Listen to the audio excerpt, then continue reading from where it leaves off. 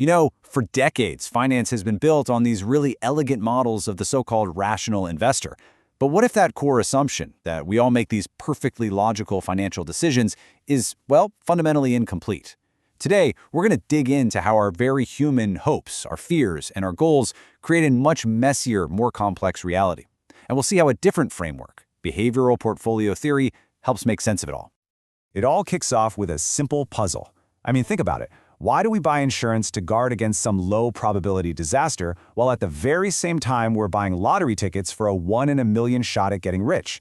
From the perspective of classical finance, where you're supposed to have one single stable attitude toward risk, this behavior it doesn't make sense. It's a paradox. And this one little observation punches a huge hole right through the heart of traditional portfolio theory. So, to really get why this is such a problem, we've got to go back and look at the classic model that's really dominated finance for more than half a century. I'm sure you're all very familiar with this one. Right. This is standard portfolio theory, or SPT. You'll remember this from Markowitz's foundational work. It's an incredibly elegant and powerful model, and it makes a big assumption that investors are mean variance maximizers. Basically, we're all just trying to get the highest possible return for a certain level of risk, and that risk is just defined as variance. In this world, your entire portfolio is just one big math problem to solve. So in this SPT world, it's pretty simple. You just pick your spot on the mean variance frontier based on how much risk you can stomach. The theory assumes you're consistently risk-averse, and that's it. End of story. Your portfolio is this one integrated, optimized whole. But, as that little lottery ticket puzzle suggests, real life is not that neat. Which, of course, brings us right back to our paradox. How can one person, who's supposed to be consistently risk-averse, be doing two opposite things at once, insuring against risk and gambling for it? This is really where the cracks in that traditional model start to become gaping holes.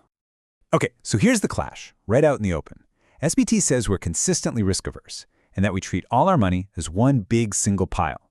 But in the real world, we're often both. We're risk-averse, and we're risk-seeking.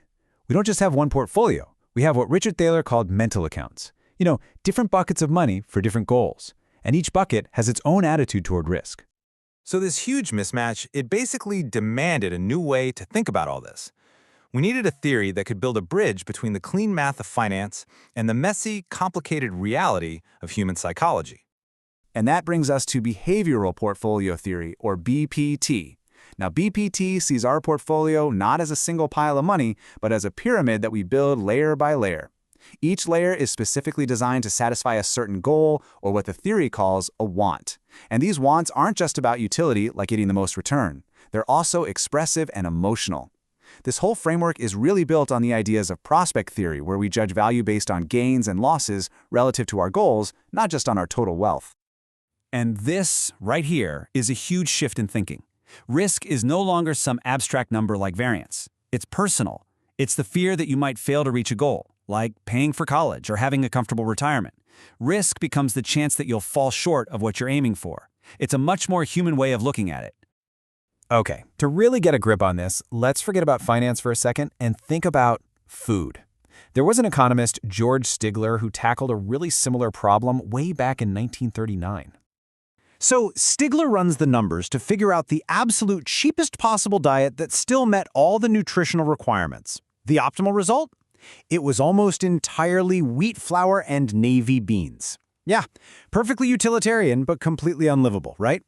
A real dietitian, on the other hand, acts more like a BPT practitioner. They create a plan that meets the nutritional needs and satisfies our human wants for things like taste, variety, and culture. And that is the essence of BPT. You're optimizing for human goals, not just for numbers on a spreadsheet. Okay, so if we're not building one single, optimized portfolio, how do we build one based on all these different wants? Well, the answer lies in building a pyramid. BPT organizes everything into this awesome pyramid structure. It's kind of like Maslow's hierarchy of needs, but for your money. You start with the most fundamental stuff at the bottom, the foundation, and then you work your way up to your bigger aspirations at the very top. You build it from the bottom up, making sure each layer is secure before you move to the next one. And see, this pyramid totally explains that whole insurance and lottery ticket thing. The bottom layer is all about safety, security, freedom from fear. This is where you buy your insurance. It's your foundation. Once that's secure, the middle layers are there to maintain your current lifestyle. And only then, once all that is taken care of, do you take a small piece for the very top layer, the high-risk, high-reward stuff. Those are your lottery tickets, your shot at big upside potential. But BPT goes even deeper than that. It recognizes that our wants aren't just about financial numbers. They're also about how our choices make us feel and what they say about who we are. I mean, think about it. We have these powerful, expressive, and emotional wants. We want to fit in with our peers. We want to express patriotism. We want to invest ethically. These can lead us to make decisions that look totally irrational from a pure numbers perspective, but they make perfect sense when you look at them through the lens of BPT. Let's look at a real-world case of this. All right, let's put you in the hot seat. Imagine you're a consultant for a major U.S. pension fund. You run your fancy optimization models to find the mathematically best portfolio. What do you actually present to the board of directors? So, Portfolio D is what they're doing right now. It's the status quo. But your model spits out Portfolio E. And whoa, look at that. It's expected to return a massive 3.72% more. But, and this is a huge but, it has 0% in U.S. stocks for a U.S. pension fund. That's a radical move. Could you imagine pitching that to the board?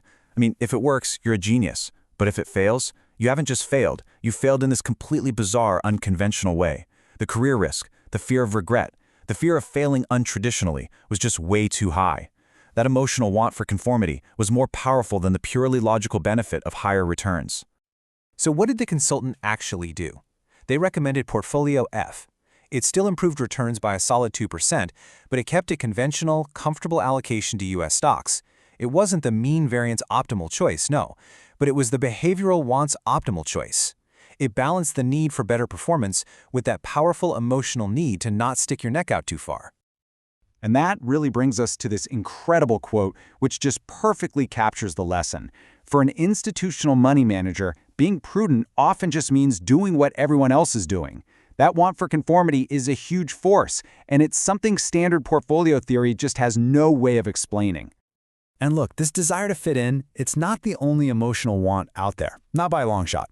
Let's talk about the want for patriotism, or just familiarity, a phenomenon we call home bias. This home bias thing, it can be really costly.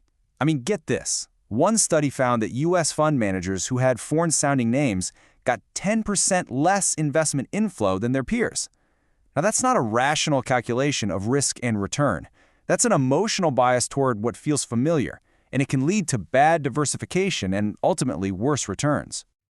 So the big takeaway here isn't that BPT calls investors irrational. Not at all.